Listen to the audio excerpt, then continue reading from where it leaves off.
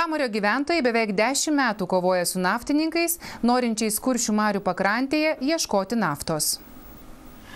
Naftos ketinama ieškoti šioje vietoje už kelių šimtų metrų nuo Kuršių marių. Kintų žmonės stoja mūrų ir naftos verslovės nesirengia įsileisti. Mes turim dar sveiko oro kampelį. Gamta mūsų. Sakau, aš tai man galva neneša, kad šitaip gali elgtis su paprastais žmonėmis. Ne, tu ko mes čia keliam? Nesąmonė. Įsivaizduokite, kad čia važiuotų 30 tonų fūra ir važiuotų ne vieną, važiuotų 10-20 per parą. Kas liktų iš šitos vietos? Ir kas čia norėtų va šičia būti, džiaugtis šitą aplinką, šitą gamtą, šitoje vietoje, kuomet čia bildėtų fūros.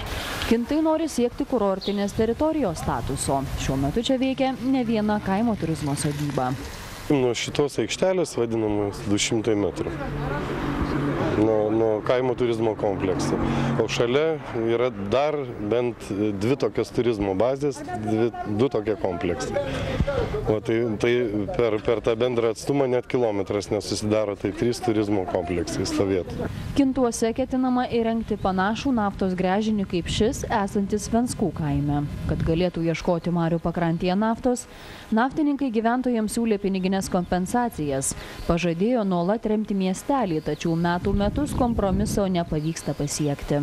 Jau 10 metų mes nieko negalim padaryti, jis didelis, bet sakau, mes nieko per daug nenorim, mes norim pasitvirtinti programą, ištirti, ar galim dirbti. Ir jeigu galim, tada dirbti. Atitinkami nuostoliai ir visą kitą, ir juristams, ir seisminiai tyrimai daug kainavo, ir taip toliau, laikas bėga.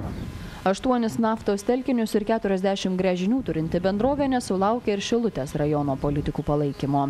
Prieš porą metų taryba nepritarė poveikio aplinkai vertinimo programai dėl naftos gavybos Kintuose. Naftininkai politikus padavė į teismą. Lietuvos vyriausiasis administracinis teismas įpareigojo jau kitame tarybos posėdyje šį klausimą svarstyti dar kartą. Šilutės politikai visada palaiko bendruomenę. Dar kitokio sprendimo nebuvo, kiek pamenu. Iki tarybos posėdžio likus porai savaičių Kintų bendruomenė dar kartą susitiko su naftininkais ir politikais.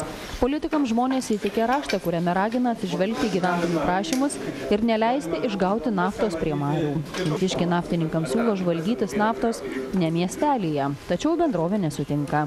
Bendrovė neatmeta galimybės savo interesus ginti teisme.